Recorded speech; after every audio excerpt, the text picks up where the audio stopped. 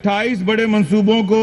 کی شکل میں اپنے منشور پر عمل درآمد کا آغاز اس بجٹ میں کر دیا گیا ہے، جس میں Nawaz Sharif I T city Lahore 10 ارب روپے کا پروجیکٹ ہے، I T infrastructure investment program 4 ارب روپے کا پروجیکٹ ہے، Punjab I T graduates internship program 1.5 ارب روپے کا پروگرام ہے، global I T certification program 1 ارب روپے کا اس کے لیے مختص کیے گئے، وزیر اعلیٰ ہیلپ لائن کے لیے 30 کروڑ روپے،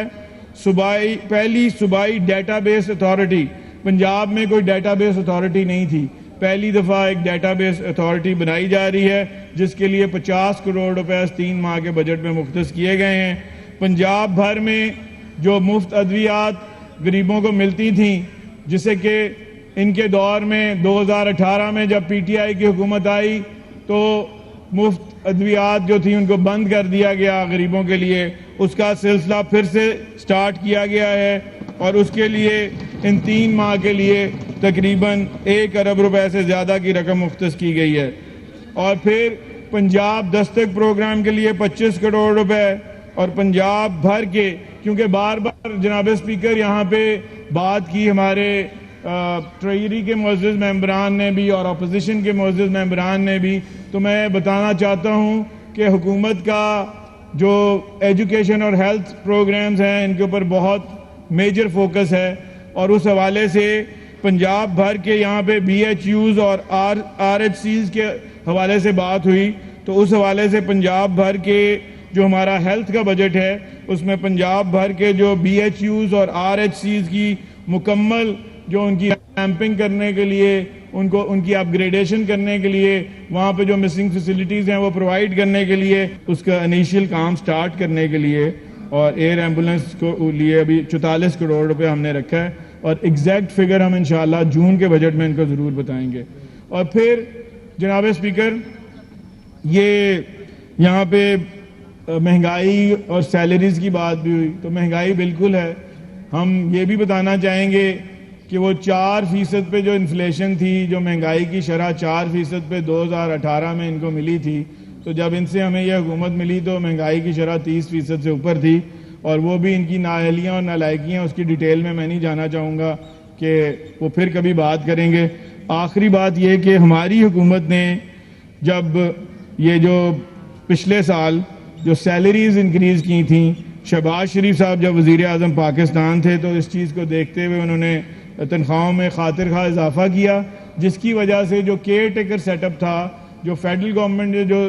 تنخواہوں میں اضافہ کیا، اسی تناسب سے ہماری صوبائی حکومت جو تھی انہوں نے بھی تنخواہوں میں اضافہ کیا۔ تو یہ میں ان کو بتاتا چلوں کہ یہ بھی 30% اضافہ کیا گیا تھا گریڈ 17 اور اس سے اوپر کے جو ہمارے امپلائیز ہیں ان کے لیے 2023 کا جو ہمارا بجٹ تھا فیڈرل، جب شہباز شریف صاحب پرائم منسٹر تھے اور یہاں کیئر ٹیکر سیٹ اپ تھا، اور سر 35% جناب اسپیکر جو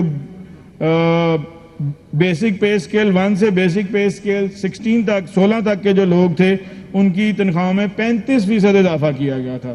اور اسی طرح پینشن کی مد میں 17% اضافہ کیا گیا تھا، اور اس کا ٹوٹل امپیکٹ جو صوبے کے اوپر جو فائنینشیل امپیکٹ تھا وہ تقریباً 130 ارب روپے کا ہمارے اوپر اس کا فائنینشیل امپیکٹ آیا تھا۔ جناب اسپیکر، موٹر ویز کا تصور بھی آپ کے لیے شاید عجوبہ تھا، میٹرو بسز بھی آپ کو فیزیبل نہیں لگتی تھیں، ای روزگار بھی آپ کو فیزیبل نہیں لگتا تھا، safe city authority, forensic science agency اور سالڈ ویسٹ مینجمنٹ کی کمپنیاں، یہ سب کچھ آپ کے لیے ناممکن تھا جس کو ہم نے ممکن بنایا تھا 2018 میں۔ اور جناب اسپیکر، یہاں پہ قائد حزب اختلاف نے نوجوانوں کی بات کرتے ہوئے کچھ شرما گئے اور ہمیشہ کی طرح نوجوانوں کو گمراہ کرنے کی اپنی جماعت کی روش کو برقرار رکھتے ہوئے صرف ایک پروگرام کا ذکر کیا، جبکہ ہمارا بجٹ نوجوانوں کے لیے بے پناہ مواقع، شاندار پیکیجز اور جدید تقاضوں سے ہم آہنگ منفرد پروگرام سے بھرپور ہے، جس کا ذکر میں اپنی تقریر کی شروعات میں کر چکا ہوں جناب والا۔ اسی طرح جناب اسپیکر، رمضان نگہبان پیکیج جو ہے اس کے اوپر بہت برا لگ رہا ہے ان کو کہ غریب کو کیوں 65 لاکھ گھروں میں غریبوں کے گھر تک ان کو ایک تحفہ جو کہ ایک صحیح اسلامی فلاحی مملکت کو جس طرح پرووائڈ کرنا چاہیے اس کے